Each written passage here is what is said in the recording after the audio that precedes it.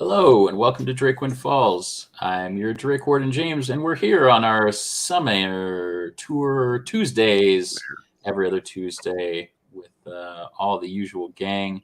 We'll be streaming right here on twitch.tv/KnowNWorldUnited every other Tuesday at around the 8:30 hour, with our normal length of around 2 hours, with a little peek behind the falls every show, so that we can get a little extra insight into what's happened during the episode, who I've almost killed, and why they love me for it. We'll be going around and chatting a little bit about what happened. It's been a hot month since we celebrated the birth of our most nasty one, Nathan, who will kick us off. But I'd like everybody to go around, tell the folks at home a little bit what's happened during these first 9 episodes, any big highlights. I'd also like you to share your character's favorite downtime activity to give a little extra flavor as we go through. I'm going to try to ask y'all every episode from here on out a little tidbit about what your character thinks on the fly. So without further ado, I will pass it off to Nate, and we will go in counterclockwise order as we're wont to do, which means Nate, Warrior, Christy, Shoulder, and Christy, and all right, I am Nate, your D&D ringer, playing Owl and Wizard Horton Abernathy. Let's see, last time on Drakewind Falls, and almost every other time, I'm pretty sure I almost died. So, welcome to our first and last Tuesday episode, I guess. Downtime activities. He likes to eat little mouse treats and read. Likes to study. He's a little nerdy boy. Warrior, I play Highland. He is a Minotaur Draconic Soul Sorcerer. Figure that one out, kids. And last time, he also nearly died, which sucked. And his favorite downtime activity is gardening and also napping, which he combines a lot. It's a cool cave. It's a nice place to, catch a few Z's. Awesome. I'm Fern. Fern's favorite downtime activity as of late is that I taught Nico the dragon how to play Frisbee, and he's super into it, and now we play lots of Frisbee, and it's the best. I'm Joel. I'm playing Becker. What is Becker? It's been too long. He's not a dwarf. We know that. He is not a dwarf. He is a human fighter cleric. And pastimes, he likes to carouse, but he's also an avid napper. I think napping is probably a more primary skill. And last time, still on his feet, but also awfully close to nearly dying. it's a true story. Yeah. So when we embarked on our last little adventure, we had some potential threads that you all could explore, and you decided to jump straight to the end boss. Just kidding. Y'all took off from Drakewind Falls in the direction of Drakewind Maw. The Maw, previously Drakewind Hearth, harboring some of the kind of castaways from the first kind of major age of settlement in Drakewind Falls, eventually fell to hobgoblins after the attack from the Black Dragon Scylla. Drove them out, and this has been inhabited by goblinoids kind of ever since. It is the location of the kind of infamous.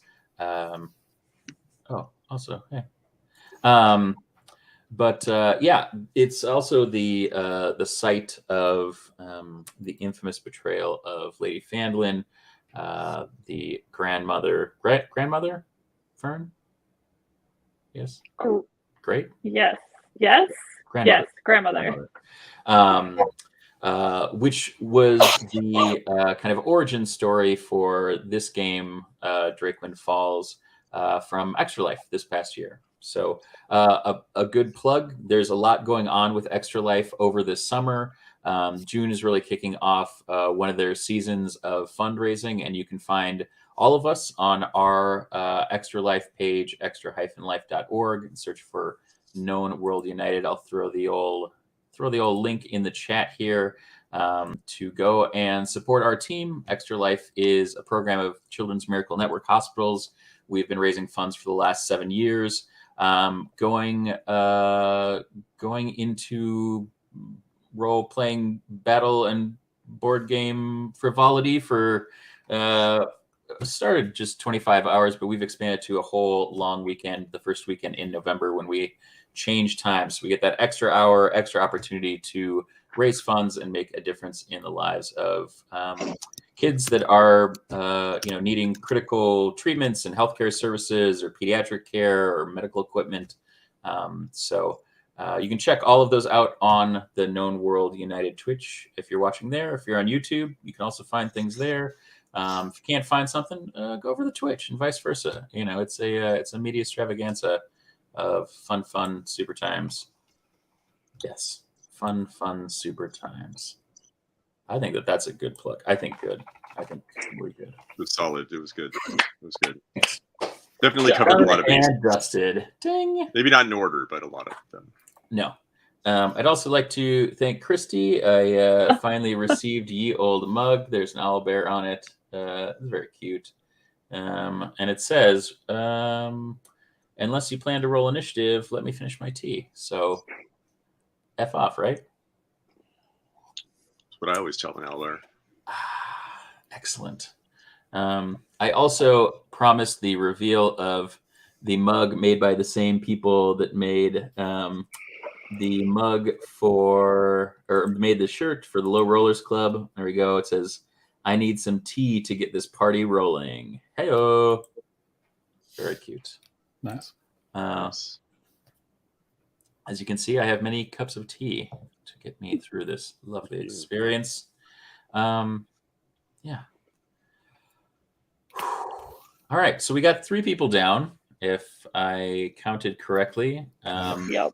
Good. Highland, Horton, and Fern. Still the case. Still the case. Don't worry, everybody. I'm going to join you shortly. Yeah. Look, that was one of the best Don't even put that out reveals into the universe. of all of the Behind the Falls episodes, is when Joel said, I was down to 1 hit point when everybody else was down. And then Highland saying if he would have saved, he'd still be up, but sadly he did not. So we are traipsing through the Mercy Wood currently, and we've found a fan of you guys. They have been speaking to you from the shadows up until this point, but at the very end of the last episode of Drakewind Falls, they revealed themselves to Becker, who is trying very courteously to make some inquiries on y'all's behalf. So assuming you do not get smooshed by the same giant tail that that emerged from the shadows and walloped Becker. When we last saw everybody, there was a large dragon-like creature that had black scales and kind of shadowy wings emerge from the darkness. Had bright, fiery red eyes, y'all heard some of the things it shared with you. Becker was trying to inquire as to what you were carrying with you. That the beast let you know that you betrayed yourself by carrying it with you, and said, "I also see another betrayer walks with you. I can smell it on them." So, the order that we were in last time, I will put in the public chat, but we had Horton, who is down and making his second death savings throw. We'll just I'll just put 1, 2. I'll just put 2 after you, because we don't know. We don't know who's. We don't know where you guys are, because I roll death saving throws in this household, and as long as you play under my roof, I'll be. Once you remember that's how we were playing. Yeah. Oh, wow. Fern was also on her second death saving throw. It's a bold thing to say to a DM who's making your death saves for you. Mm-hmm. I was rolling really well last time, so I feel like you guys were probably in better hands with me rolling them. Well for you or well for us? Yeah. Yes. Specify. I'm going to need you to specify. I need some more information. 06 was Sweet Boy.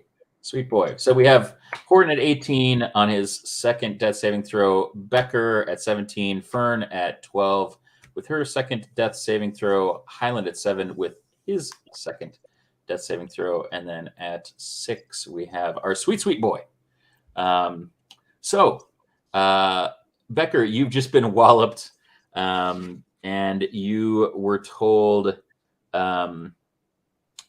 those who seek to destroy us believe they can. Oh, wait a second. No. Those who seek to destroy us believe they can destroy us. Do not pretend to be one of us. And that is where we will pick up in sequence. The sweet boy has just gone. Horton, I am rolling for you. The sweet boy who is down. Okie dokie. This is going to be very interesting. I don't like it. And then Becker, it is your turn. So Becker's going to yell at him. Okay. What is he going to yell? Pretend? I do a lot of things, but I don't pretend.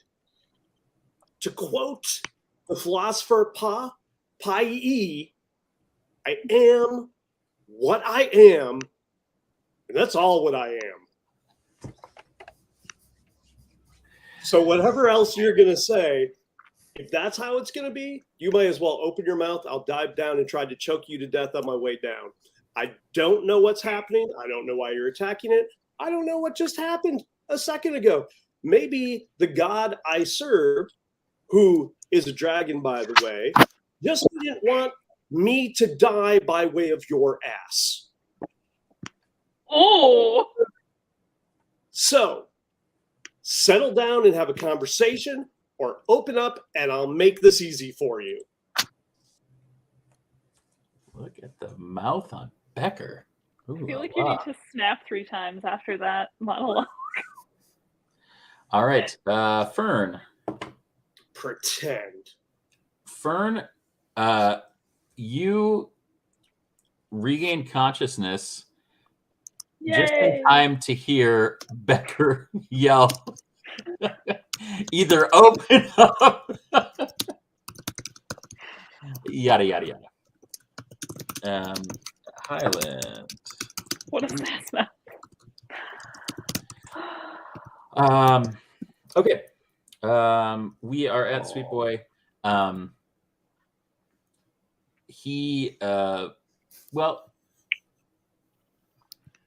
Joel, let me ask you a question. Mm-hmm. What all have you done since the Dragoon attacked? Because I know that you said that you had planned on doing some things, but I was wondering if you could maybe talk about some of the downtime activity Becker had done as they started on your journey. Well, at this point, since we set off pretty much right away, Yeah. he hasn't done any of them. Okay. There are things he's planning on doing or Sure. thinking about doing, but actually doing, not yet. Okay. Okay. Excellent. I just wanted to know.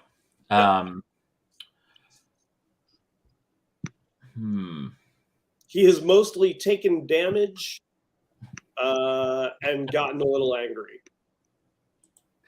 Yep, that's the whole checklist. Yeah. Look at this sweet boy down in chat. Do you know who that is, Joel and Nate? Wilford Waits. Oh, that's Alex Johnson. Oh. He's returned from the dead. I joke, I kid, but hey, Alex. Anyway, if you like, Becker clearly spent hours eating spinach. If you like Alex's joke, you should check out Backwater, a game that he and some folks have put together. Super awesome. Had a chance to check it out. It's like a gothic southern, I don't know, like post-apocalypse thing. Yeah, I don't know.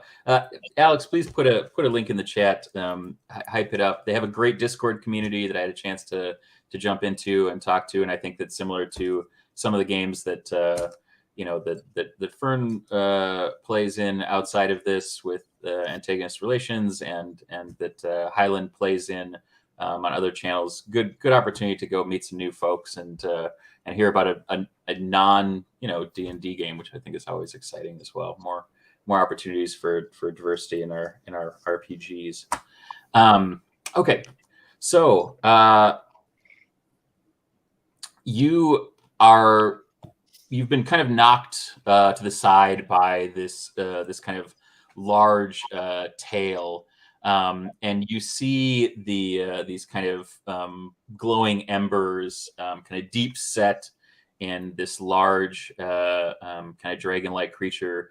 You recognize, Becker, that it doesn't have wings, and it specifically called you out last time when you manifested your wings, that you should not basically you should not assume the kind of visage of their kind, but oh no. I think something got botted. I hope not. Yeah, we have an overzealous bot. If you guys haven't met Nightbot, they're a complete pit stain. They're terrible. But yeah, boo boo. You see it kind of like sniffing on the wind a little bit, and kind of looking you over after saying that, and said, "I would never allow the stench of that which you carry to get into my gut, for it would eat me from the inside out." What is it that we're carrying that is a problem for you? Clearly, we don't fucking know.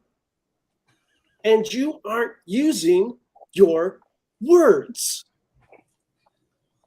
I love you, Becker. Okay. Let's see here. It kind of makes a snap at you just to kind of like move you back a little bit, and you make me a dexterity saving throw.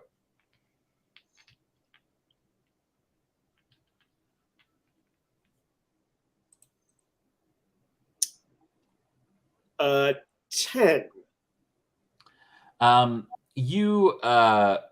You find that it was kind of a move to kind of get you off balance, and you kind of fall and trip a little bit over the tail, which is behind you, like total sophomore class field trip, like pushing you over the tail, just kind of lunging at you. And as you fall, your forearm chucks, or whatever they are in their current state, fall out of your traveling bag, and you see the eyes of this giant draconic creature just like ignite, and kind of stare at it, and say, "That is the flesh of those who would take our flesh, and you carry it with you, and the stench of it taints you." Because I ripped it off of one of them. Horton, death saving throw number 4. Horton, you wake up, and Hi, Horton. you're at 1 hit point, and you see Becker like verbally addressing the largest like draconic being you've seen that isn't named Kimmy Gibbler in your life. Perfect. I love what you said. I just couldn't hear it. I assume that's the end of my turn, or is that the beginning? That is the end of your. That's the whole of your right. turn. Yeah. But you'll be able to do that next time. Fern, you are up. All right, so Horton's up. I'm up with 1 hit point. Highland's still down. He is.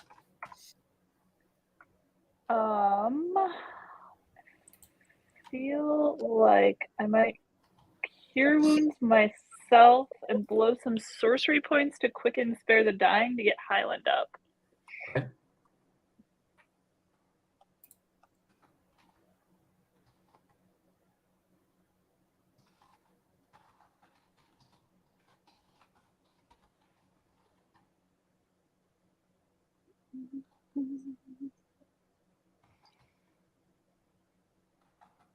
And what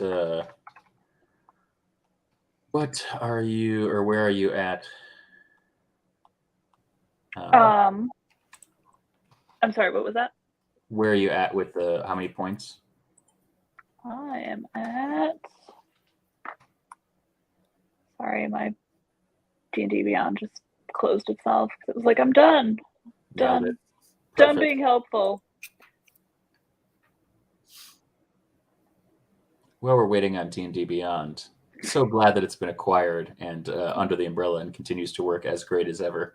Thanks, Wizards. You can check out Backwater at backwater-games.itch.io. HIO, whatever. However you call it. I'm hip. I'm with it. I crowdfund without the help of Kickstarter. Aw. That one's for the kids. Highland approved.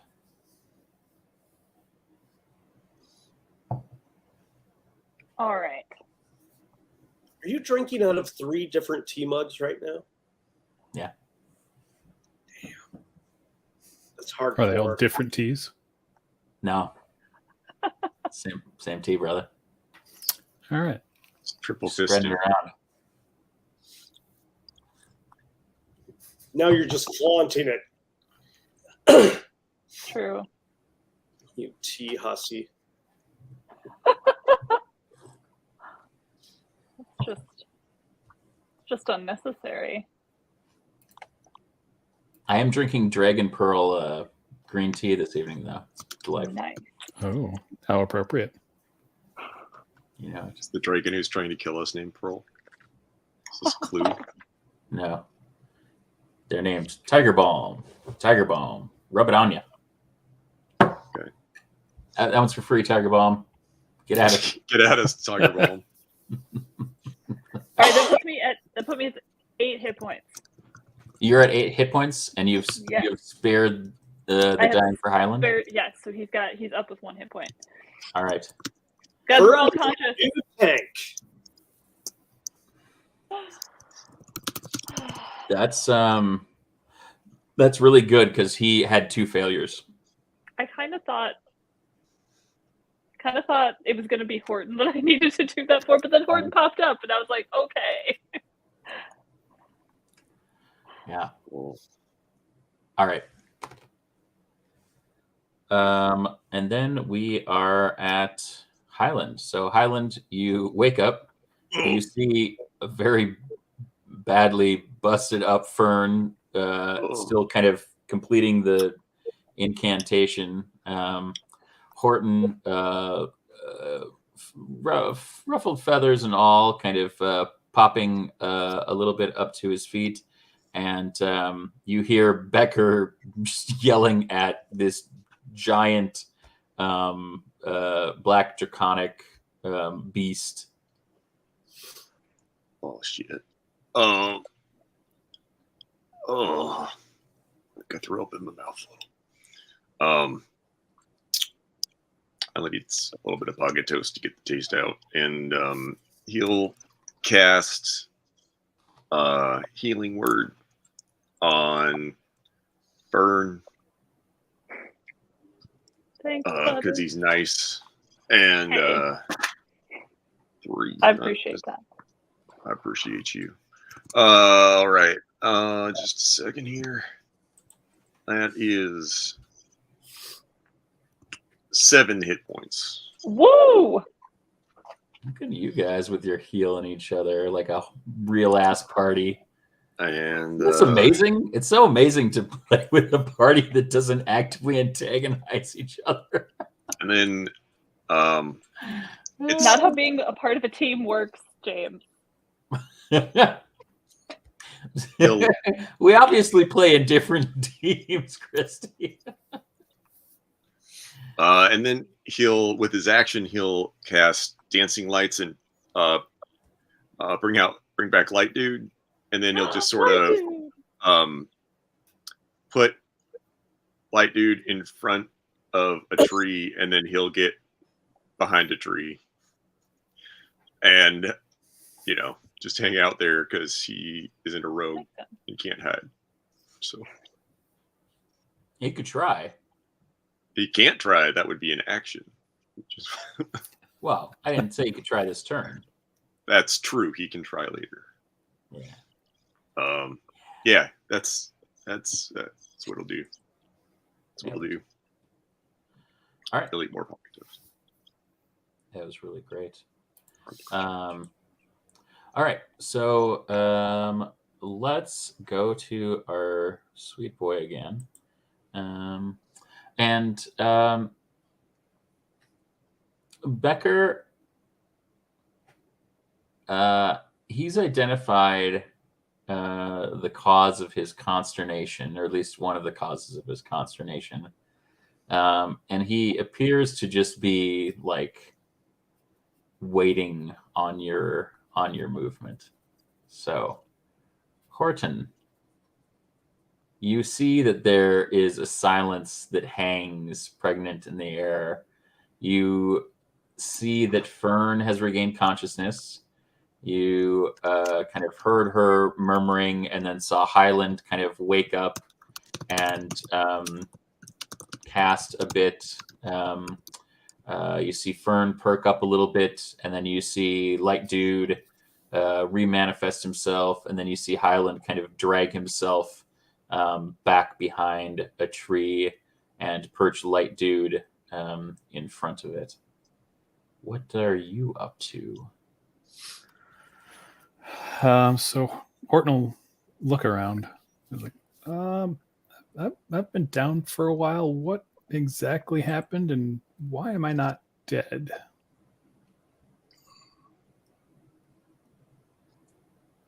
Who are you? And then he's going to kind of fly up and perch on a branch in the tree to kind of try to stay out of the way at least. Okay. All right. Becker, you're back up. Okay. Becker's just gonna be like, the stupidity of dragons. I ripped the arms off of one of your enemies, and you use that as cause to attack us. I'm done with you. Do whatever you're gonna do. I'm hurt. I'm tired, and I'm fed up. And he's gonna turn his back on the dragon. He's gonna set up like bedroll, and he's just gonna hunker down. Just gonna take your toys and go home. He's going to silent treatment. Fuck you, you stupid salamander. All right. Sounds good. Perfect. Fern, you are overhearing Becker do all of this, and you see him turn his back on this giant draconic beast. How's our good friend Horton looking? Tiny, shitty. Yeah, not great. He's at one health. All right, I will cure wounds on Horton. Okay. What does Fern do? What's her verbal component for curing wounds? I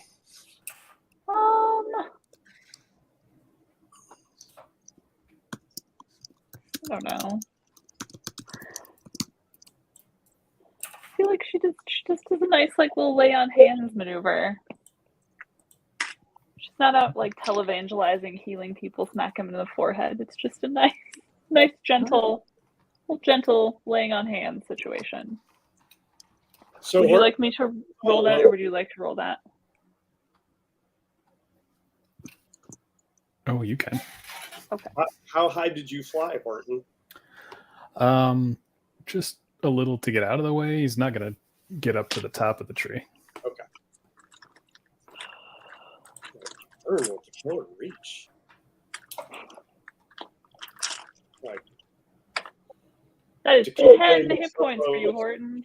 Nice.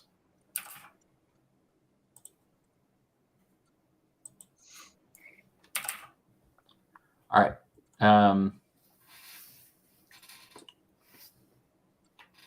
Highland, it's you. You are behind a tree. Pocket toast. Perfect. Highland is going to peer around the tree, and seeing that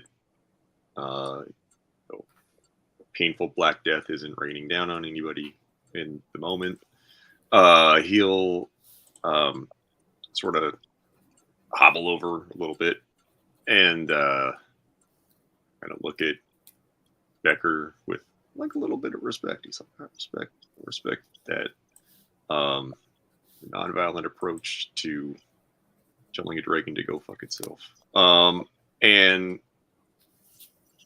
he'll be like, hey, nobody's got to go fuck themselves unless they're into that. I feel like we got off on the wrong Talon here, and we're just passing through.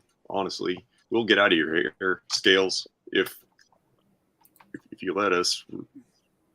We're just trying to get somewhere else. We didn't know that we were so offensive smelling. I thought I smelled pretty good. If there's a scent you like, I can make us smell like that with magic. So maybe that's something I can do for you in exchange for you not doing that very painful thing you did to us again. Okay, good talk. Oh, go ahead, sorry. Oh, it's just like, okay, good talk. It's what I got, Highland. Eat some more pocket toast. You want some pocket toast?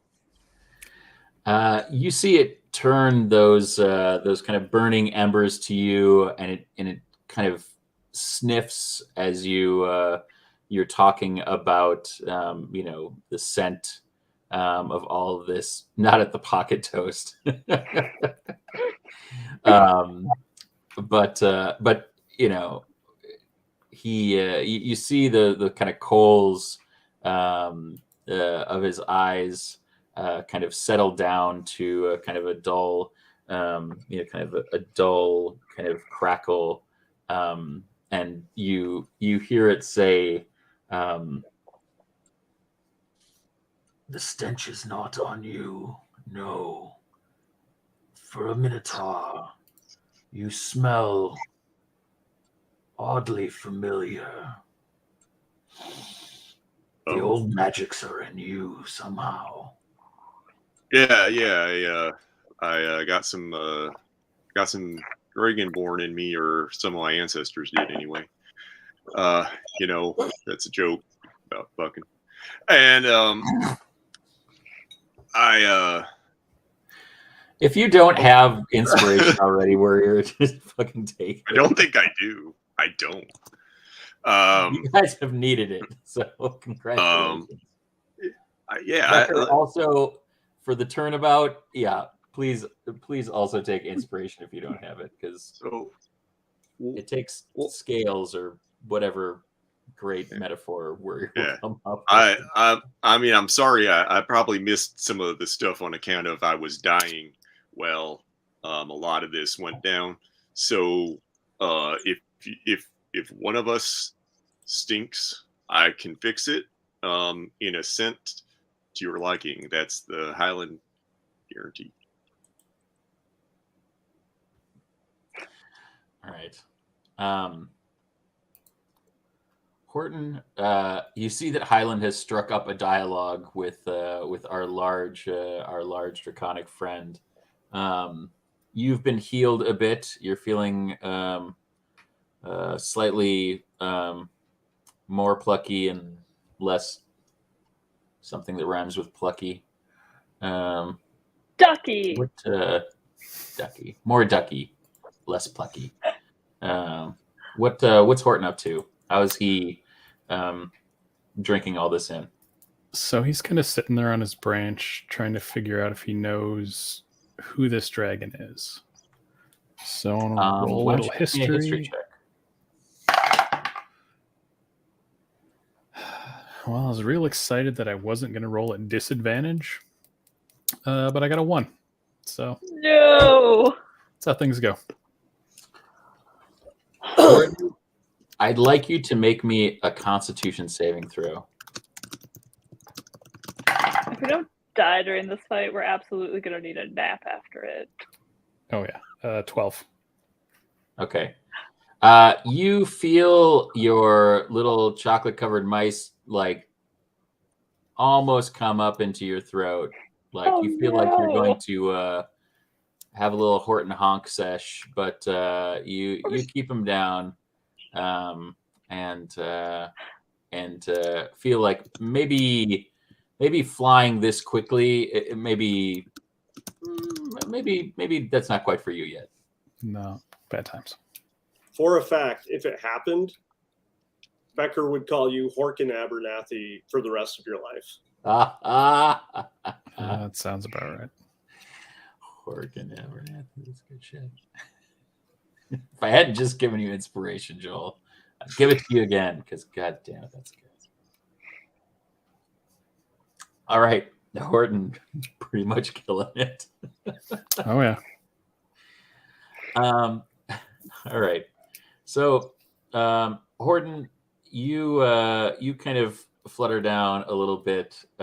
Becker, you haven't been murderized yet, but you hear Highland beginning to reason a bit with the large beast, and you hear it replies to him directly and gives you a little bit more information. Are you continuing the visiting team back-turning methodology? Becker is going to take the piece of pocket toast that Highland is reaching, like offering up. Yeah. Going to munch it and begin a long rest.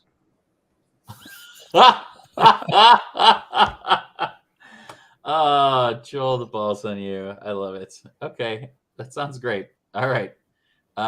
Becker is out of the order then. He is no longer in initiative. So we will have Horton, and then we will have Fern. Just every once in a while, there's a mumble of like, "Goddamn stupid salamander." It's true. It's true. That's how you get sleep toasted by a dragon. Self-important toad. Happens to the best of us. Okay, so yeah. Becker's gonna take a little nap, a little nappy poo. Fern, you see Becker just grab the pocket toast, sit down cross-legged, like on the battlefield, and just kind of go into one of his like clerical like trances. Oh, he's fucking lame. He's not even. He's bedroll. Not even respecting anything. Okay, that sounds good. He's committed to this path. Okay, all right, fair enough. Fern, you see Becker go full embrace of his non-monk side using the ancient art of honk shoe. He has laid down on the battlefield, and he is grumbling to himself as he kind of puffs up, I don't know, his shoulder pauldron, and night night. Okay. I mean, when the bracers or whatever they were fell out of your bag, did you just leave them on the ground? I mean, I was tempted to pick them up and try to smack him with them, like you would if it was your brother. Absolutely. Oh, you don't like these? Here. Sure. But no, he hit his limit. Is like, I'm just done with you. Kill us, don't kill us. I'm out. You do you big stupid jerk. Perfect. All right then.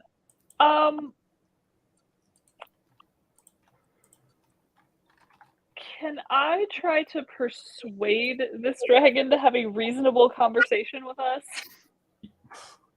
100%. Excellent.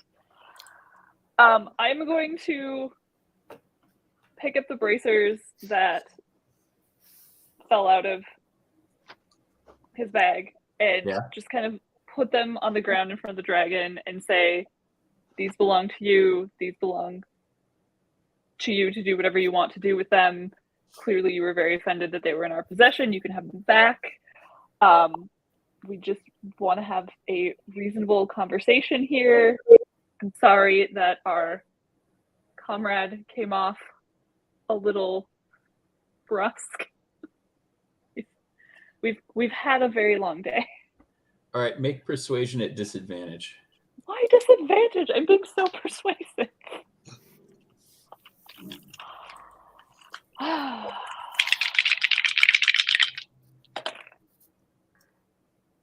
$17.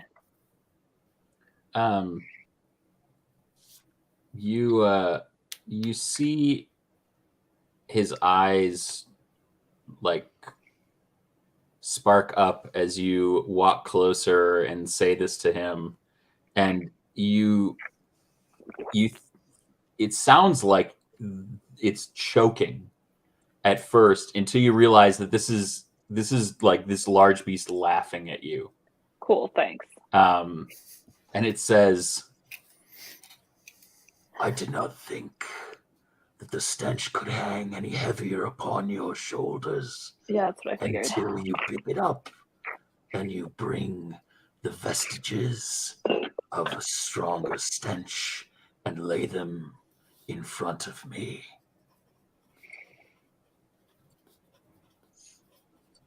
Cool. Cool. Okay. Cool. Anything? Do you want to reply to that at all, or no? I mean, I attempted to persuade him to have a reasonable conversation, and he seems like he's not interested in having a reasonable conversation. So, nothing to say for yourself, little one. I mean, we're just trying to pass through these woods unmolested. We meant you no harm. We mean you no disrespect. Respect. Again, I apologize for my to me from you. You disrespect me by entering these woods. He disrespects me by turning his back and by carrying that unfit flesh through my domain. And you carry generations of disappointment and betrayal. Whoa, sir. Wow. This is a low blow. Am I not being reasonable enough for you? I mean, I feel like no.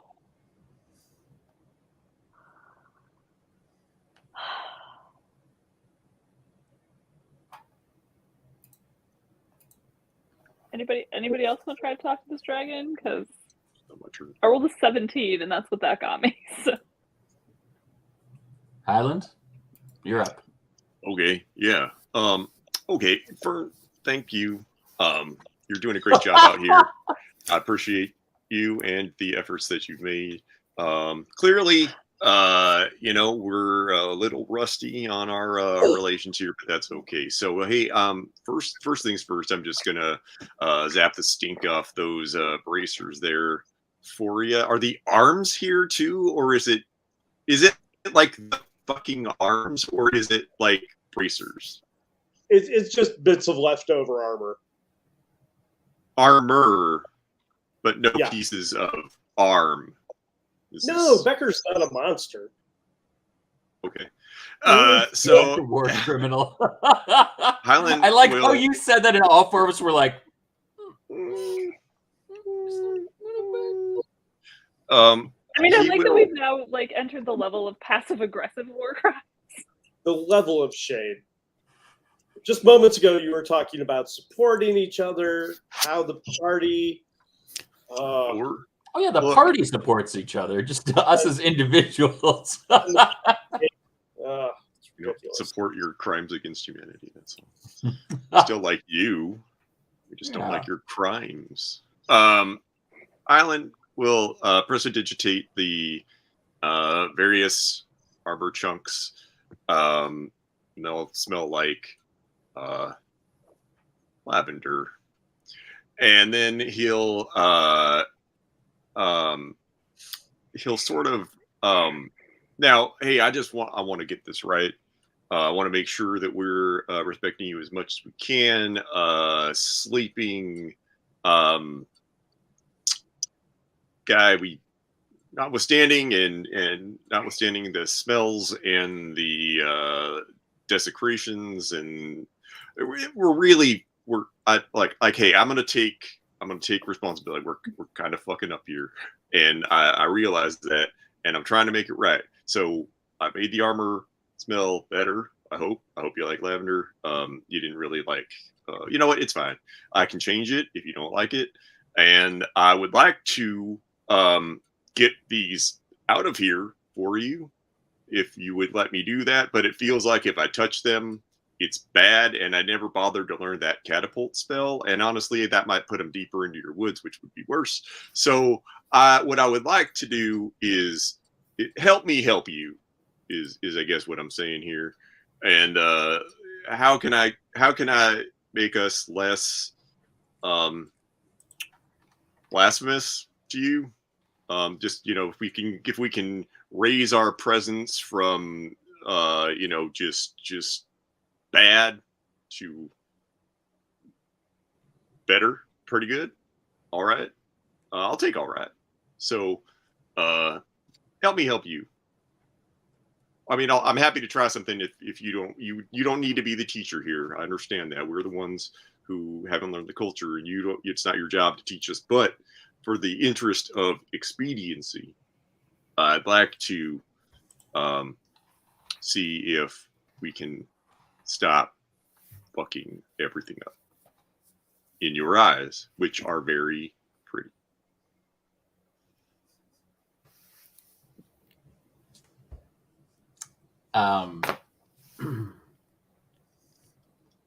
Turns back to you from Fern, kind of looks at the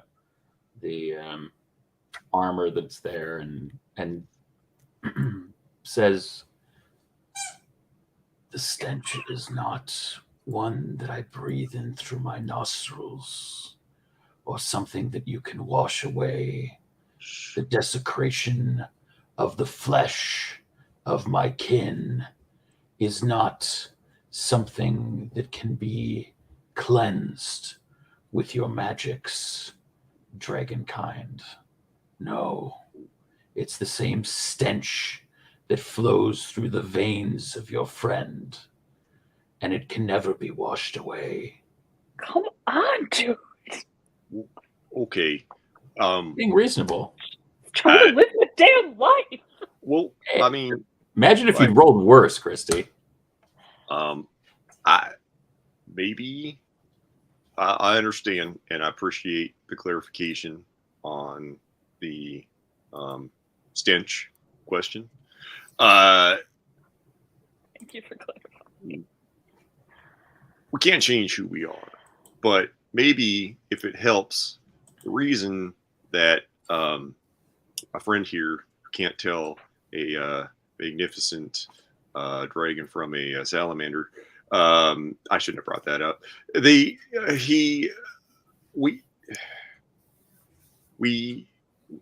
hate us too. That's why we're here. We fought them and we won because we're pretty good at fighting. Even though a lot of us fear a bit nonviolent, but we did good, and we're trying to do important work to restore Dragonkind to Drakewind Falls, and we'd appreciate it if you could let us move on. We'll drag that guy out of here. Like it's not a problem that he's asleep. We can make that happen. Tie a rope to him. Yeah, I can probably lift him up, and we do have mage hands, but only lift him up. I feel like he weighs more than 10 pounds for. He does probably. But so I mean, we'll get out of your hair. We're trying to do good here, and we're kind of learning how to do it. We're not adventurers. We're new to this, and we got thrown into the deep end of the swimming pool, which is something that'll be invented in a couple centuries probably. And it's like a lake. It's gonna be big. Get ready. It's like a lake, but in a building, and we're trying to do our best here. And just let me help us do our best for you, okay? I mean, if we're,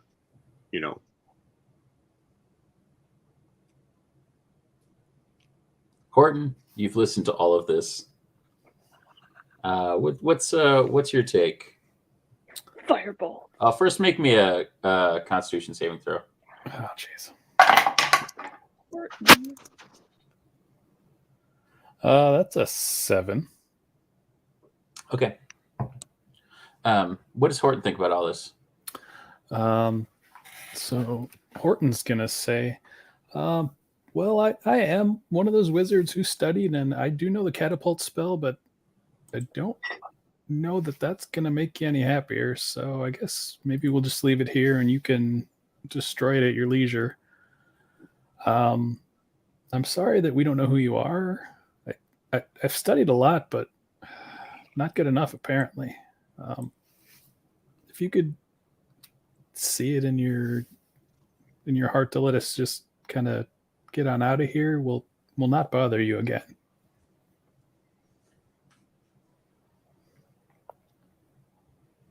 You see it move its head and then move it back, and then move it back again, and then I'll kind of hop up and down, lower its eyes down to you, and put its head kind of like right on par with you. You can feel its breath, the kind of radiance of those kind of like ember eyes are simultaneously like singeing your feathers at the same time. The kind of breath that emits from the kind of giant drake's nostrils is just chilling down to your very tiny hollow bones. Oh, this must be how a mouse feels. Horton, if you don't have inspiration, you could take inspiration for that. That just makes me want to hug that little drawing that Joel made so much. It looks at you and says, "Such a sensible sentiment from someone so small. How do you have so much wisdom in that tiny body of yours? You will leave the flesh, and you will take that abomination away, and you will drag that." I was going to say war criminal. I can't. You will drag that forged sun out of my wood, and you shall not return. If you have her with you, or if you possess anything, even a tiny piece of one of my brethren that has been desecrated in this fashion, or you will not pass through again without loss of life. You will lose as we have lost, and you will live to regret it. Is that clear, my little friend? Yeah, that sounds fair. Damn it, guys. Now I'm never going to beat the moon marmots because I can't come back to the forest. Thanks. I love that Burnham's like, "Oh, geez, well, shoot, gosh darn it, I don't got, gosh, where am I gonna get my secrets now?" Yell them into that hollow tree like I've been doing. All right, so it kind of sits back a bit, and you can see that there is a kind of unclear and intangible kind of boundary of this giant drake. It kind of wisps around it in that same way that we talked about in the previous episodes, the like effect of disapparating in the Harry Potter movies. There's a kind of intangible quality to this giant drake, and it just sits there with its kind of ember eyes glowing as it watches you as you I assume retrieve Becker's sleeping body and continue on your merry way. Is there anything else that you guys want to? We're out of initiative. Is there anything else, unless you care to stay in initiative? You can love to get out of initiative. Highland will, as they're sort of preparing to leave, he'll stop, like he's remembering something. He's being like, "Where are my manners? I never got your name. I'm Highland. This is Horton, and fuck these two, right?" He like stage whispers to Fern, like, "I don't mean it," and but we never got your name.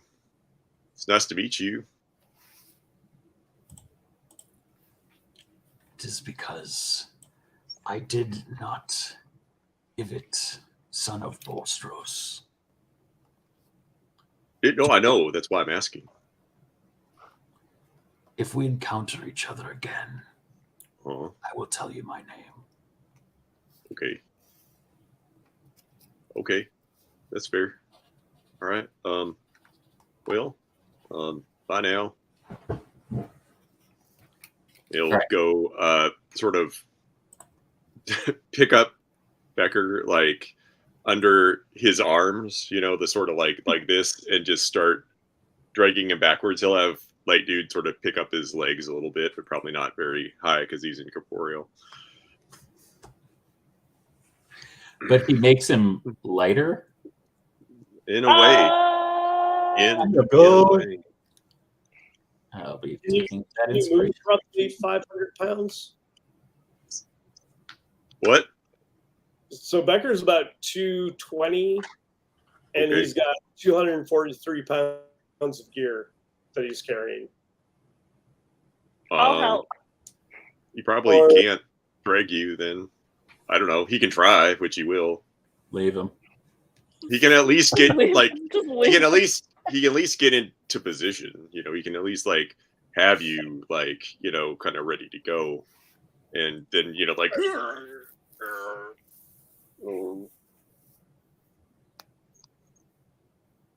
Horton will try to help, but just really make Becker heavier because he has a -1 strength mod. I mean, I can make it straight. Horton, roll me a d4.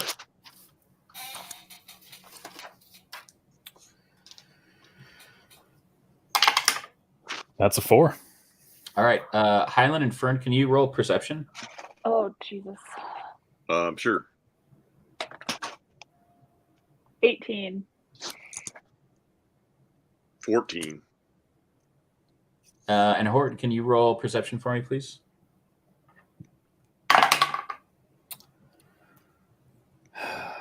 All right, well, I need a new die. That's another 1. Nailed it. Just throw that so one right out the window. Highland, you and Fern are working on like getting Becker like, and like Horton comes over there and he's just like trying so hard to like help his buddy like, you know, get carried off. And Fern, you like look up and realize that the Drake is just gone. And then Highland, you like kind of turn over to where Fern is looking, where the Drake was.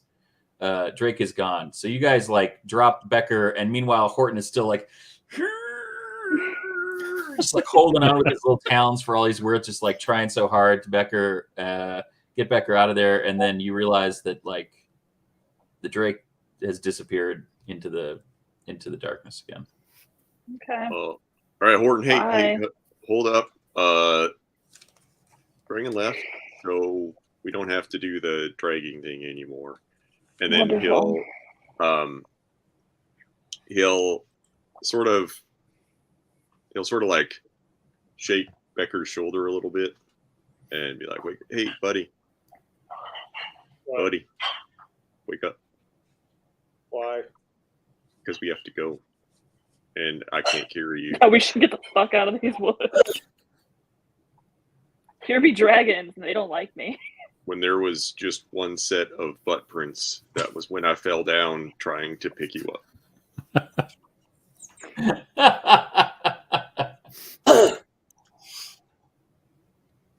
We got to go like now. Something about if you ever come back, he'll kill you.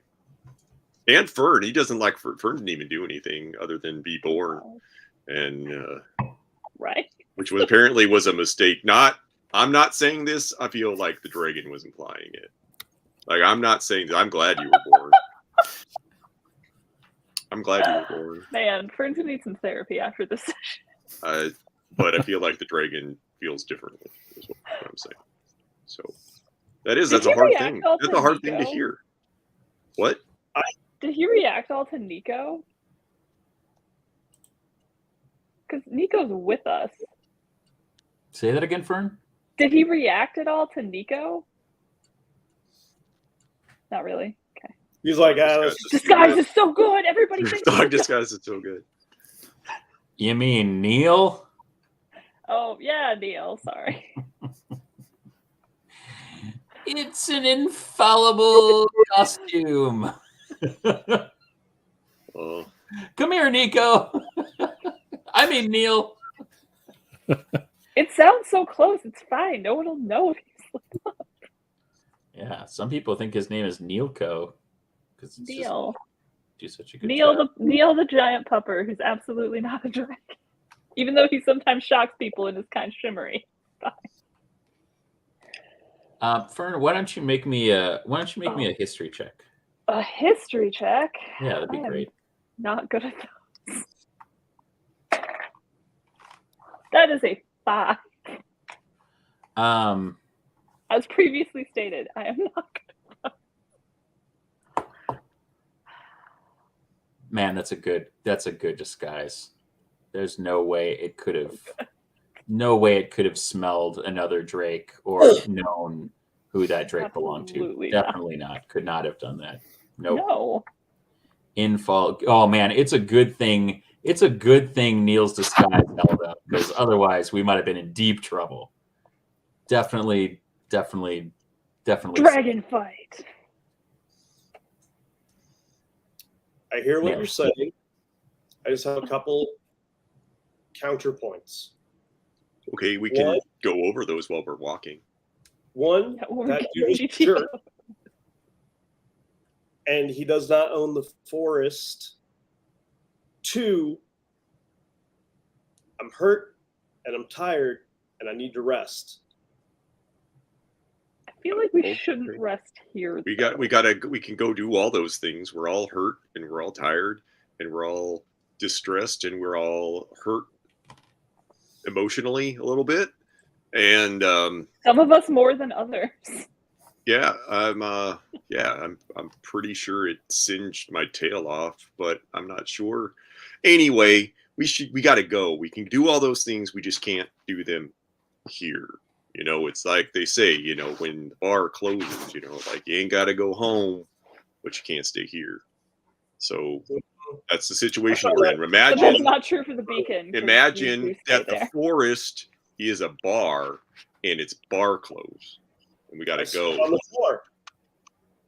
Well, you know what?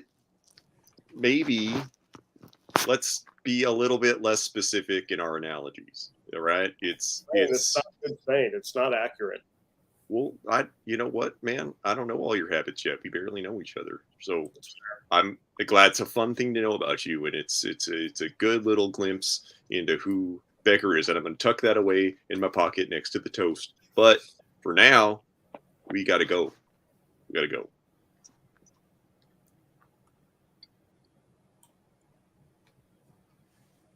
I second that motion. Highland is leaving. Like Highland is like, I got to go. Like if y'all want to get killed by a dragon, that's on you. But I don't. So I'm going to leave, and he's going to like grab Horton's little hand as he starts walking away to make sure that Horton at least comes with him. I mean, I'm also coming with you because I'm not staying in these woods. Great. Perfect. Good. So he's not storming off. He's not making a big show or anything. He's just like, all right, I put it out there. This is what I'm doing. And I'm just going at Highland pace, which isn't very fast. So just go. Becker's going to stand there for a minute. And then he'll kind of like put his bedroll back together. And slowly, begrudgingly, he will head off with them. And as he departs in very Judd Nelson fashion, going to do fist in the air, but middle finger flying backwards to the clearing so that everything is properly understood. Fair. And a dragon swoops down and eats him. Honk. Night, night. Picks him up and drops him into the sea. I love you guys. Okay, so you continue out through the wood. What is Highland? You are kind of leading the party. Sure. Okay, So I need you to make me a perception check. 14 again. 14. Excellent. Okay. Horton, can you make me a Constitution saving throw? So many con saves. 13. Great. Awesome. That time I was just fucking with you. Okay. So you continue on through the wood. For the most part, you're not seeing a whole lot of movement. There are some small creatures that are kind of keeping their distance from you. You can see them pop their little heads up every once in a while. Fern seems to be in a bit of a funk. Horton still a little under the weather, and Becker is snassafrassing his way as he dwarf grumbles. I mean, Fern's just doing the sad Charlie Brown walk. Yeah. Oh. Excellent. Perfect. Highland hands out pocket toast to everybody that they can munch on along the way so they feel better. He will give Becker back one of the pieces with jam on it. It's pretty nice. Excellent.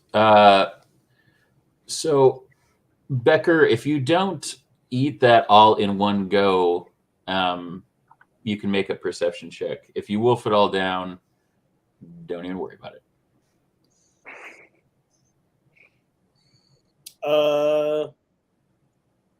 Who are we, Kane? He's going to wolf it down. Perfect. Okay. Charlie Brown, you continue to walk along. Why don't you make me a Constitution saving throw? Moi? No. No, Charlie me. Brown. Just to see how much my feelings are truly hurt. What was it? I said just to see how much my feelings are truly hurt. Yeah. That is a 13. Okay. As you're walking along, Neil does its best to cheer you up and kind of what a you good a bit. boy. Even kind of trying to get you to hop on and ride so you don't have to walk. But they're generally being a goodest boy, trying to lift your spirits as you continue through the kind of thickest parts of the Mercy Wood. You all had kind of made your way in, not kind of an insignificant amount before encountering the Drake.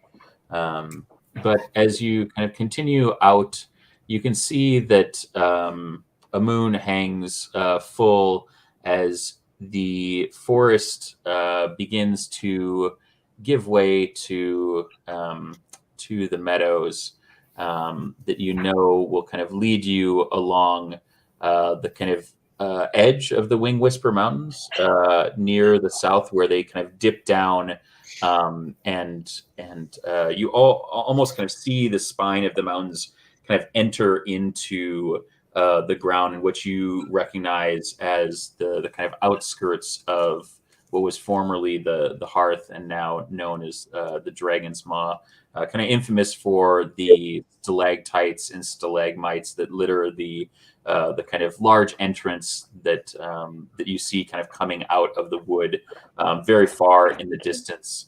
It looks like the kind of giant mouth of a dragon. What you got there, Christine? That looks good. Peanut butter top ice cream pie with salted pretzel crust. Oh man, and you didn't even bring enough for everybody. The gall, the absolute gall of some people. Okay, Horton, you recognize that as you are making your way across the edge of the meadow, that there are small creatures following you. Holy fuck, is it moon marmots? He'll kind of turn his head as he's walking forward. What are the small creatures? Make me a history check, or I suppose, yeah, no, history check. I think, I feel like it's a or nature. survival, either. Small for we'll go small for Horton. What was it, Nate? 22. Oh yeah, you know that these are the moon marmots. You know that these are protectorates of the Great Druid, one of the 4 Ladrin that protect the Mercive Wood. And they mostly stay along the outskirts of the wood here in the Montane Meadows. And they are magical guardians, and they're so named because the night of a full moon, if you can get close enough to whisper a secret, they will weigh your secret and bestow upon you a spell that they deem equal in value. You've heard tale that the juicier the secret you divulge to them, the more potent the spell, and that they are also not creatures above a good bribe. So they cast a spell on you, or they teach you a spell? They bestow it upon you. Fancy. That's all you know. Okay. But make me another check. We'll see if you know what they like. History check? A history check or survival. Nature. Could be nature check. 23. You have heard that they are particularly fond of good berries as a bribe. I don't know if you're capable of any such magics, but No, that's more of a druidy thing. I will whisper to Fern. Yeah. Don't look, but there's moon marmots following us. You're gonna tell him a secret? I don't know if I have any good secrets. Fern, I'll roll give me you a- perception for Nico. What was that? Roll me perception for Nico. For Nico. Yeah. He Who's has that? perception We have a +4. Neil. Yeah, I think you mean Neil. No, I'm at Nico. That is an 11. Okay. Neil or Nico kind of hears Horton talking but doesn't pay attention to what's going on. Because you know Neil would like a good romp with some marmots. Varmints are meant to be chased for funds, not whispered secrets too. Is it currently a full moon? Yes, it is currently a full moon. That's why they're out.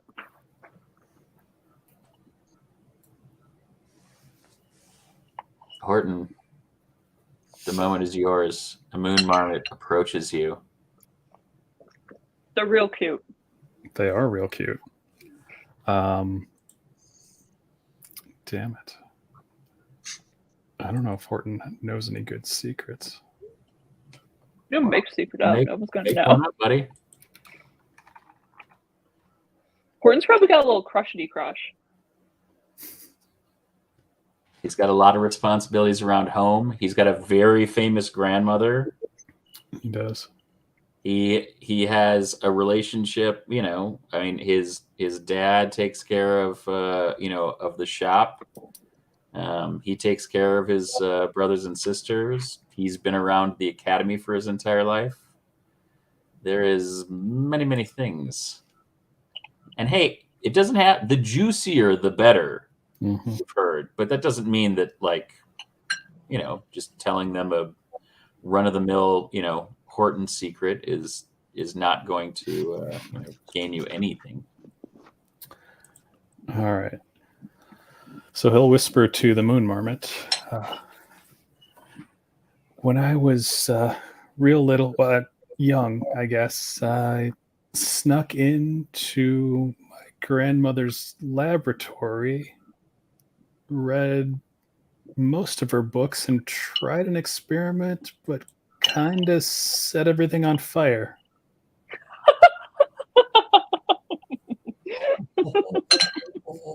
And nobody knows it was me. Oh. Heyo. All right, that's pretty good. Okay, so I would like, and everybody who's in the chat, and everybody in the party besides Horton, I'd like you to rank the secret that Horton broke into his grandmother's laboratory, who is one of the highest ranking officials at Drakewind Academy and one of the Council of 12 in Drakewind Falls, and accidentally started a fire that he thinks no one knows about.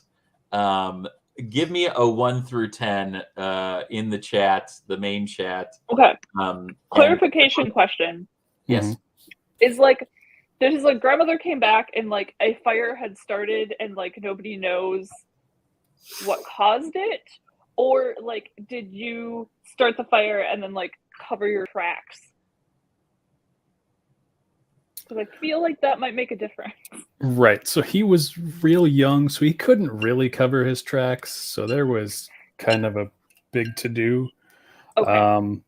And he thinks nobody knows what happened, but she knows. I'm going to say that this is a point of lore. Highland, like, you don't hear him divulging this, but if we were to talk about the great alchemical tower fire, this is something that, like, people that hang out with Highland or would go, drinking Genensis with Highland, they are like, man, I don't know who started old lady Abernathy's tower on fire, man. But if I knew, man, they would be heroes, man. Heroes. Crazy, man. Oh man. She was so angry. So angry. So it's kind of like Academy lore. Yeah, this is a story that you hear like on like welcome weekend, not from the person giving the tour, but like when you go and you're meeting the Highlands of the world, these people that have been out in the world after going through the academy and come back and kind of share the kind of lore of the place. It's also something that is known kind of in the falls that they had to rebuild, rehabilitate part of the kind of alchemical tower because of a mysterious fire that's rumored to be a prank gone wrong. But you all know better. You know that this is well, Horton knows better, but I know. So do the moon marmot. Does per se. All right, so we got a solid 7 from Joel. Highland, Fern, anybody else in chat want to chime in? Oh, I chimed in the private chat because I'm not on Twitch chat. Samesies. Okay. Oh, that's good. We got hot times. Mine would have been higher, but I'm convinced she knows. Yeah. So it's that's fair. Yeah. Okay. I am going to say that they are going to grant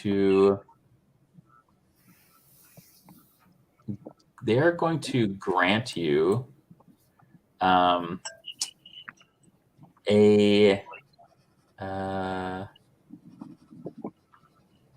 they're going to grant you control weather. Ooh. They think that you have given them a juicy secret, and in return, they're going to ensure that should you ever get in that again, that you could potentially control the situation a little bit. So Nice. Control Weather's an 8th level transmutation spell. Yeah, it is. It takes 10 minutes to cast, but you can cast it on yourself like as the kind of core of it in a 5-mile radius. You need to have either you need to have burning incense. You need to have bits of earth, so some sort of soil, and wood, like mixed with water. And you can concentrate and maintain this for up to 8 hours. So you can take control of the weather within 5 miles of you for the duration. You must be outdoors to cast the spell. Moving to a place where you don't have clear path to the sky ends the spell early. So if you're going there, yeah, wood for 8 hours. Mix, you know it. And when you cast it, you change the current weather conditions. And you can change precipitation. You can change temperature. And wind. If you change that, and you can change it over the course of those 8 hours, it's going to take 1d4 times 10 minutes for the new conditions to take effect. So like you need to concentrate on like moving the kind of the elements in through that. Once you do so, you can change the conditions again. So you could kind of rotate through this. When the spell ends, the weather's going to gradually return to what the normal state for that season and climate is. I'll send you the link to the different stages, but they have stages for precipitation, temperature, and wind. They can go from calm to storm, unbearable heat to Arctic cold, and from clear to torrential rain, driving hail, or blizzard. So is that like a once a day casting, or do I need a level 8 spell slot? We'll talk about it. Okay. You can definitely cast it at least once, and we will we'll chat about that. Yes, thankfully the moon marmots giveth, and hopefully they do not take it away. Right. But we'll see. We'll see. Mitch, you did not miss any war crimes. Joel has been on his best behavior, except for when he turned his back on a giant. He was being a bit of a sass mouth. Yes, yeah, for sure. True story. You are supposed to consult the doctor if you have wood for 8 hours, but he has to concentrate on it for 8 hours, and I've never seen him concentrate on anything for more than an hour at a time in class. So we'll see. Okay, so you have been kind of granted this blessing from the moon marmots. Y'all have made your way out of the Mercy of Wood, away from the kind of great beast, and that's where we're going to end this session of Drakewind Falls. As always, we'll be back in just 1 minute for a little peek behind the falls, talk to the players about the session, and talk to you all about questions you have about the session. So we'll be right back.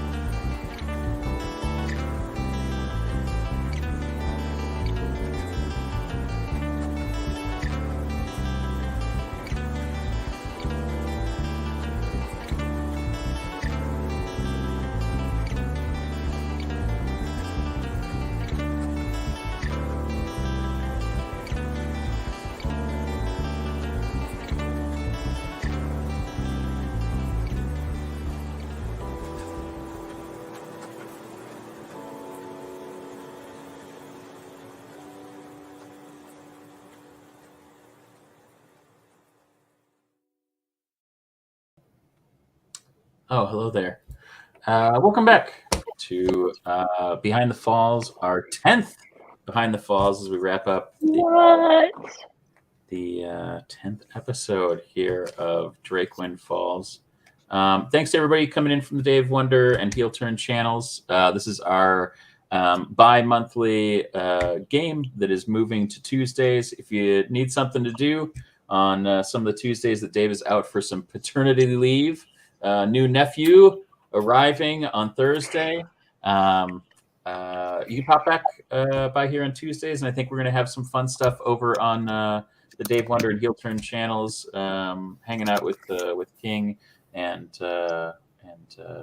New Money Matt, and who knows, maybe we'll invite some of these sweet folks to come and hang out with us on the off weeks. But yeah, we're here all summer long on every other Tuesday. Our next game will be on the 5th of July. So we'll be all decked out in purple, black, and frankincense. The colors of the 5th of July. So yeah, let's go around. We had an eventful, interlude with a large black drake that was rather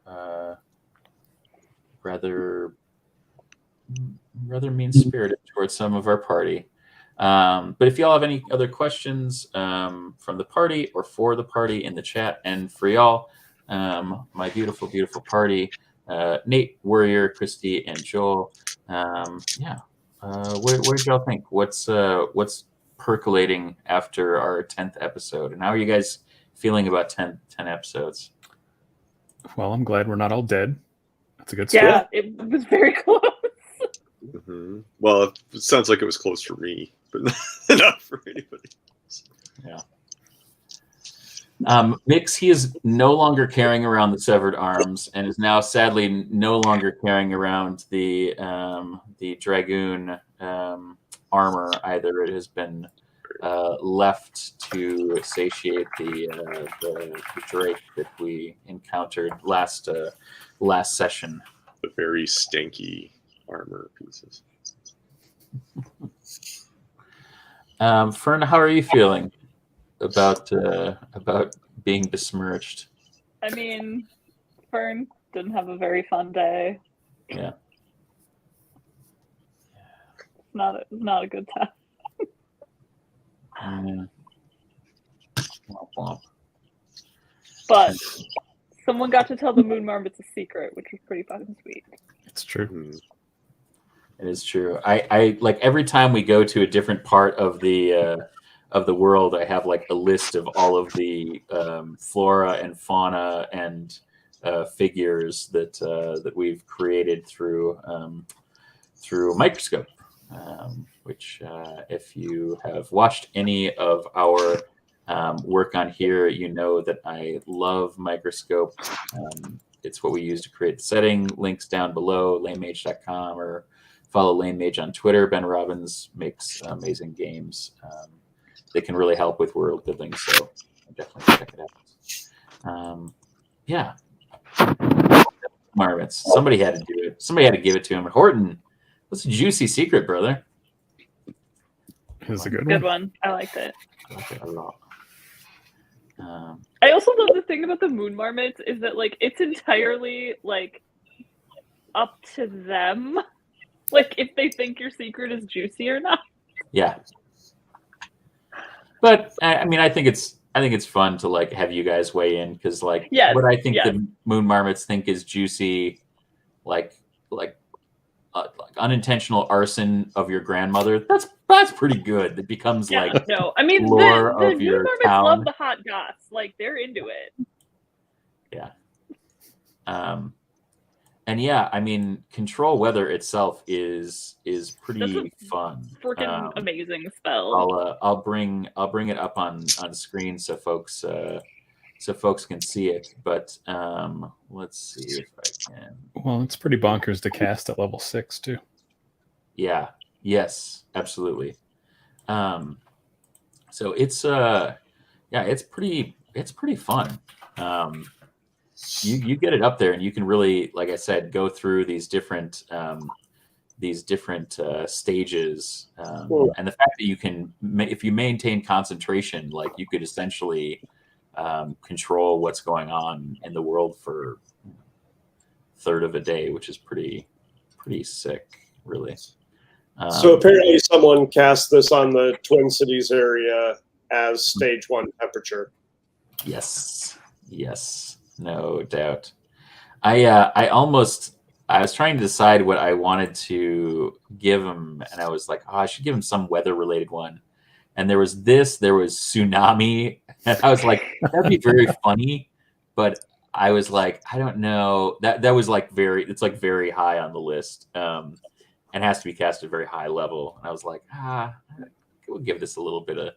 It was either that or sunburst as well, and I was like, that's a little too on the nose. That just feels like the moon marmots are trolling you at that point. Right. Yeah. But yeah, what do you all think of kind of what your party considers the encounter? And, do you feel like there was any big revelations or anything that your characters thought? I mean, we know that Becker had a very strong reaction to it, but I mean, the other three of you were down for actually a good portion when you think about that piece. Yeah. Saved by my diplomatic skills. As always, man. Were we?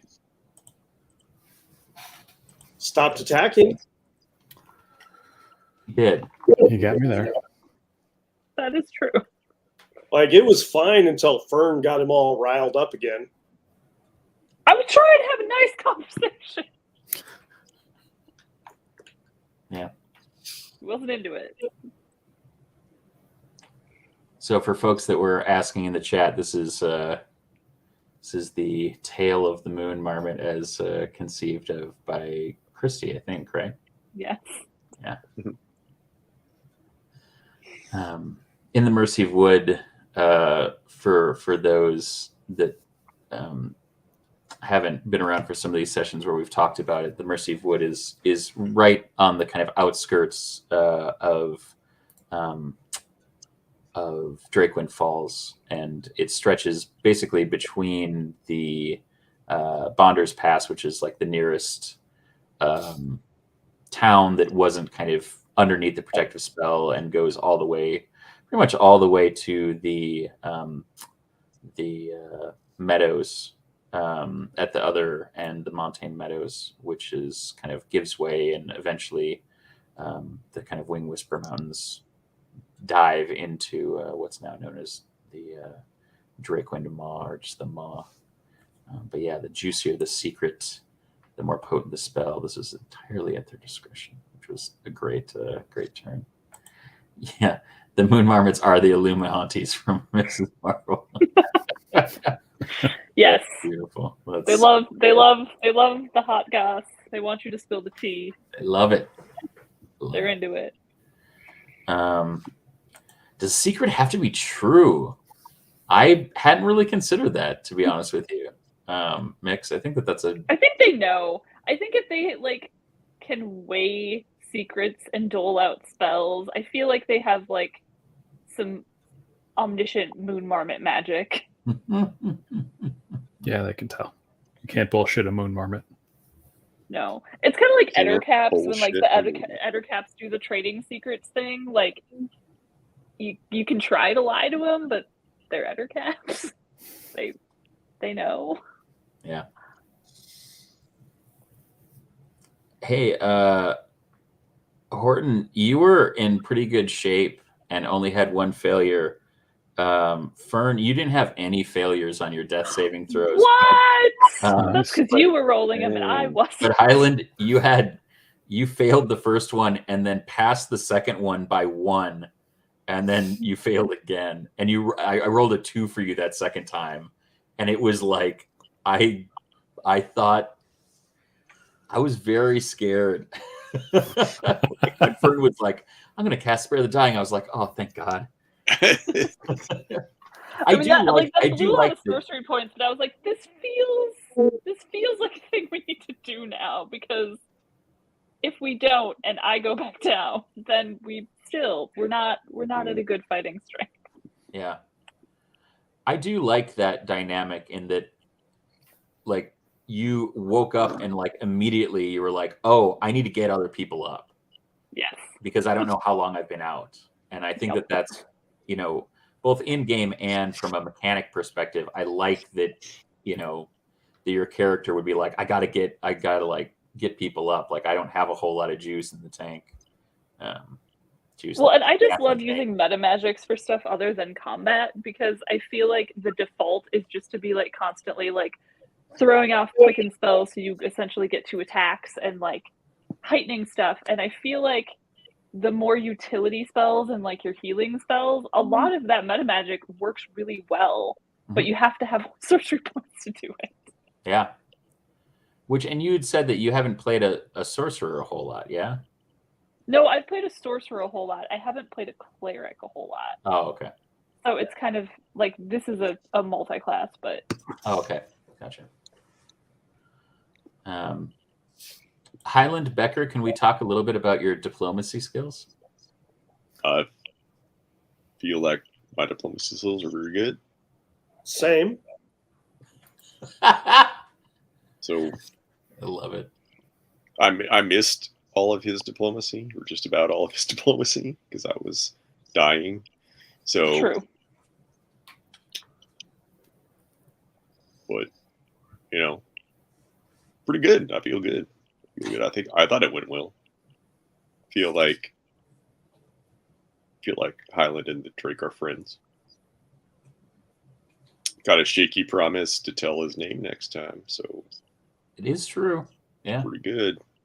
So also said if he saw us in the woods again, he'd kill us. So I mean, that's what rolling a good persuasion check gets you, Christy. I rolled 17. That is not a bad persuasion check. Well, he's like, I feel like I would like you, but you got that stinky blood. True. You smell worse than dead arms. True. I also think this is really interesting because I think this is probably like, due to like Fern's backstory and like being super sheltered. I think this is probably the first time she has encountered somebody that has just like straight up been like, fuck you, fuck your family, I don't know you, but I don't give a shit, I hate you. And so I think probably just like that encounter is the first time that has ever happened for her, outside of just kind of like the general distaste of her family. And so I think that's probably going to be an interesting thing for her to reckon with. Yeah.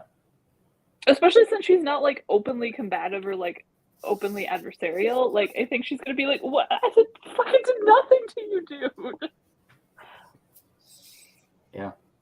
That's a really like, it's a tough thing to kind of wrestle with, because I think that each of you have really rich backstories, but I don't think that we've encountered all aspects of your personalities in relationship with that. And I think that for the most part, people who've watched all 10 episodes will get a really good sense for the kind of gentleness of Fern.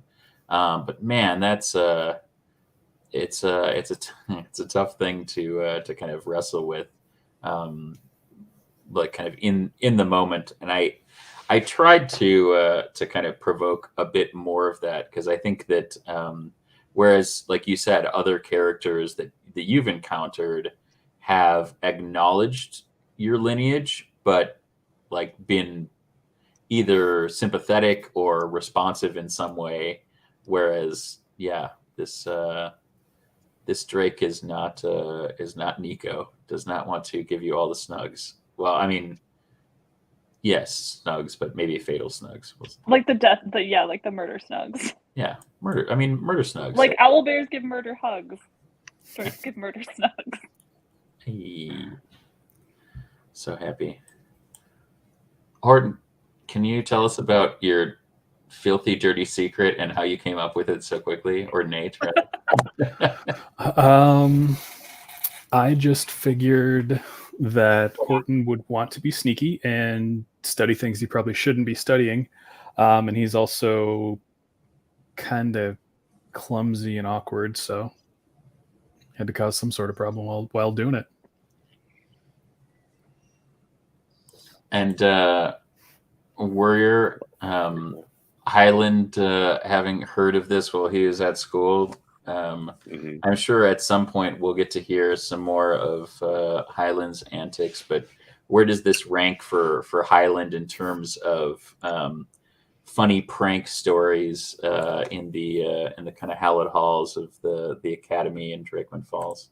I think it's up there. I think that it's one of the ones he would like really know, and he'd probably like. That's probably like a tour story for Highland. You know, it's definitely up there on the ones that he wasn't personally involved in. So, yeah, I think it's solid. Like he would have like mad respect for Horton if he knew that like, oh shit, you set the lab on fire. Holy shit, man. What were you, like 3 years old? Monster. Fun. You know, and yeah. I had come up with a secret that is really fun, but I'm not going to tell you unless you can spell. You might run into another Widmar at some time. Man. It's good. It was a good one though.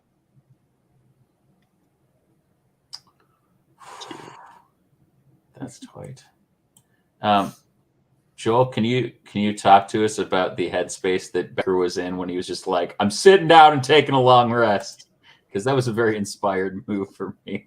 It felt very Becker. I think that you know, in some ways, like Becker hasn't had as much like time to develop like on screen, but has developed kind of off screen in some of the decisions that you've made with the character.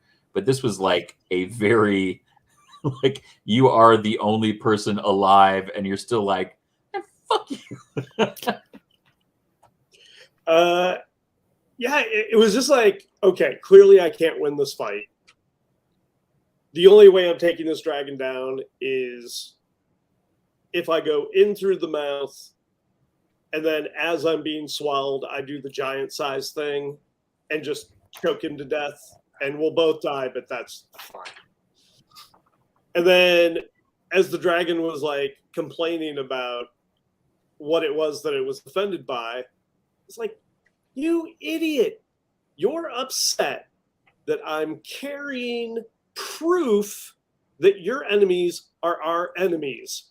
You dumb lizard. I'm done with you. I can't. I'm just going to go sit down, do what you're going to do. It's in Anatar's hands now. It's a true story. Nate, you're the first person whose character. Oh no, actually, I think Fern was the first to wake up because she revived you, right? Mm-hmm. Yep. Oh, Christy, tell us all about it. What am I telling you all about? Well, we're waking up in the middle of a fight. I think that we kind of ended last session. You guys were like, well, we're done. TPK, so close. Gotta roll up those new characters. I mean, I feel like when Fern popped back up, I mean, like, we kind of talked about this a little bit, but her first priority was like, I need to make sure that I'm not the only one up, because I don't know if you guys have been watching, but like, Fern is frequently unconscious. I think all y'all are. I mean, that's also true. The threat level is pretty high, and I think that I've wanted to keep it higher than maybe it has been in the past in other games, just because I feel like it necessitates the kind of gravity of a reality for the setting that is like has some heft that I don't know that we always get. Like sometimes it's like it's so high fantasy that it's like we're all gonna live together forever and we're gonna all make it to level 20 and we're gonna live happy lives, you know. Yes. Nope. That's not how D&D works. Yeah. No, it's not. But I think that we kind of like fumble our way through, you know, until we get to level 12 or 13, and then, you know, something inevitably happens, or, you know, whatever. But I think that I like having stakes, as we go along, and I think that everybody has kind of embraced that to a certain extent. Yeah. Speaking of Horton, you're never conscious. What's up with that? I have 34 hit points, and I'm a wizard. He's like, that's what's up with it. Good talk. Excellent. I mean, I should probably cast Mage Armor more often, but sometimes I just forget stuff. Can we hear your thoughts on what it's like for it to once again not be your birthday and be the other 364 days of the year where you roll like absolute dog shit? I mean, I didn't roll so bad with those history checks at the end, but then I have a +7. But you did roll two nice. nat ones tonight. Yeah, I threw that die away. Really, it's sitting in my dice tray with the 20 up, just to see how it feels. That's fair. Maybe it'll like it and stay. I don't know. We'll find out. Yeah. So do you guys have any other questions, or anybody in the chat have other questions? Mix. I had a fighter who was so bravado headstrong he died a lot. Reviving him became a running joke. That's amazing. I mean, I'm amazed Becker hasn't dropped yet. I also am amazed Becker hasn't dropped yet. What are your hit points at this level, Joel? Like your max at this level? 50 something, 60 something, 65. Because you were like arguably the tank, but I don't know how many more hit points than us you have. Nice. Beautiful.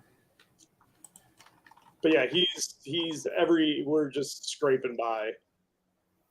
Last session he was down to 1, and I used Cure Wounds, and he's 7. Nice. So if the dragon would have hit me one more time, that would have been all. Sweet. So sweet. And we would have all gotten eaten, made new characters. It would have been great. Hey-o. I don't know. All right. So speaking of new characters, one of the reasons why we do Tuesdays is Saturdays were tough, and we want to make sure that we're continuing to hang out and know that we're going to have a good time hanging out together every other Tuesday. And so one of the ways we're going to kind of keep that moving is if things come up, if we need to shift, rather than going short-handed on this kind of primary crew, we're going to open up the potential for a couple of things. One is to explore the magnificent history that we have developed over the course of developing Drakewind Falls using Microscope. Once again, check out Ben Robbins. But we have this really, really extensive and beautiful history that has been developed by the 5 of us into something that I think that we really care a lot about. And it is robust, and there is, 500 plus years of it to dig through. And I think that that's pretty exciting that there's all of these, kind of amazing things that are populated in this. And it's something that we're, I think, really interested in exploring, as well as the rest of the world. We populated basically one continent of this world, but there's so much more to explore. And so that's something that we're going to consider a bit. And so I would like, before our next session, for you all to create adventurers. These adventurers could be far aflung from where you are. It could build on various aspects of the timeline. They don't have to. No, I'll take this back. I need you to tell me where in the or when in the timeline they come from, and they all need to be, let's say, 7th level characters.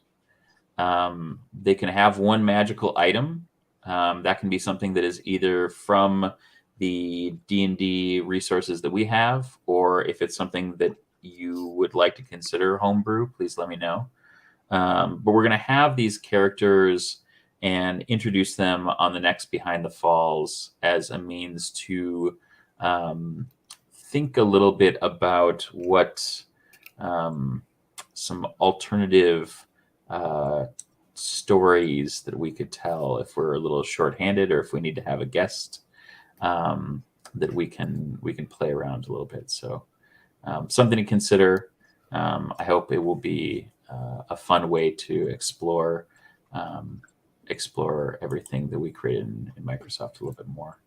So yeah, we did. We love this world so much. We use Excel.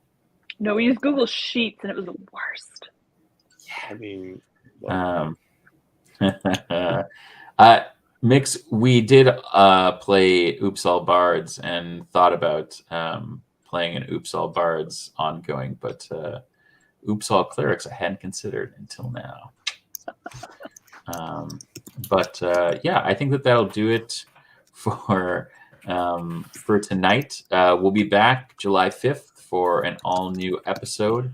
And that is in part kind of an initiative across the Known World United channel to have RPG Week every other week. We'll be streaming Down in Outlands every other Monday, where you can see Nate and Warrior. That same week of Down in Outlands, they'll be back again on Tuesday. So if you love facial hair, fuck, do you have a good every other week. And then on Thursday, we're going to be debuting an all-new show here on the channel. We're really excited about it. We have a number of players that are coming back from other Known World United shows that we've done here previously. And yeah, we're just... we're really excited to have a bit more diverse representation in the game that's coming up. Really focused in on having players that identify on the LGBTQ plus spectrum of identity, and so that will be debuting this Thursday. Bad Games will be moving to Fridays from here on out. But every other week you'll have 3 RPGs to sink your teeth into, and yeah, that's pretty exciting stuff. Shannon, who plays in Down in Outlands, is going to be the game runner for that new show that's going to be debuting, and yeah, I don't know. I'm kind of super excited to just have more new content. So Love Lost Chronicles this Thursday, June 23rd, 7 p.m. debut, an ongoing adventure live here on Twitch. Yeah, it should be really, really fun. Yeah, I think that's it. Let's go around the horn, and yeah, we can tell him, Nate. Tell him. All right, you can find me on Instagram and Twitter at Cubicle Zombie, and then you can find me in 2 weeks here on this very channel, Monday and Tuesday. Be a good time. Woo! That's true. Yeah, I'm Warrior. You can find me at WarriorMN on the socials. You can also find me in 2 weeks on Monday for Down in Outlands, and on Tuesday for this. On Down in Outlands, I'm playing 2 characters right now. Akko, who's my Knoll fighter who's dead, and Eric from the D&D cartoon that occurred in the 80s. So it's a good time. It's pretty wild. So come check it out. Outside of here, you can typically find me at the Free Forge, which is at thefreeforge.com. It's a great Discord server. Also a TTRPG Twitch channel. Tomorrow night, 7:30 Central Standard Time, Stay Alive is on. It is a super cool, completely original survival horror TTRPG show. It's in its second season. We just passed the halfway point. There are NPC characters that some of us on the server created, and mine's still kicking. He's pretty dope. Actually, somebody just made fan art of my NPC character, which is super weird. It's weird. Nice. It's cool though. But yeah, it's a great community. So if you have the time, come by and watch. If you want to check out the server, again, just head up to thefreeforge.com. Awesome. Excellent. Ryan, do you want to toss that in the chat too? I'll try. Or I can do it. Okay, you should do it. Because it probably won't let me. I'm Christy. You can find me on Twitter and Twitch at Lady Christy, and on Instagram at Lady Christy K. This is pretty much my only streamed game right now. Everything else is kind of back to in-person play. So follow me on the socials for photos of my cats and things I have baked. That's good stuff. And finally, yo. You can find me and stuff on socials at Finger Twitchings. It's mostly art that I've made in the past. You can find my book Party Starters Volume 1 on the Apple Bookstore or Drive-Thru RPG. Nice. And hey, I'm James from your Drake Warden. Thanks for visiting Drakewind Falls. We're streaming every other Tuesday here on twitch.tv/KnownWorldUnited. Follow us on Twitter at KnownWorldUnite and at Drakewind. Please check out our Extra Life at extra-life.org. Search for Known World United. You find any of our lovely faces. Look at them. Look at them beautiful faces. Oh, they're so beautiful. I'm not even going to move them around. That's how much I love those beautiful, beautiful faces. And for another beautiful face, go check out Ben Robbins at Lame Mage, the founder of the feast that is our recreational Google Sheets that makes up the wonderful history that we'll be diving into potentially over the summer and into the fall, as well as the here and now here in lovely Drakewind Falls.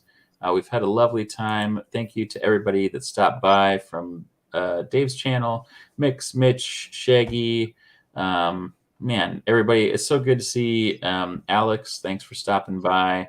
Yeah, what a lovely, lovely evening. 10 episodes in, and just so much happiness. Also, Bob, Nightbot forever. Nightbot, go F yourself. This has been episode 10 of Drakewind Falls. So for myself and all of these lovely faces, we will see you in 2 weeks on July 5th, right here for more. Come back. Join us.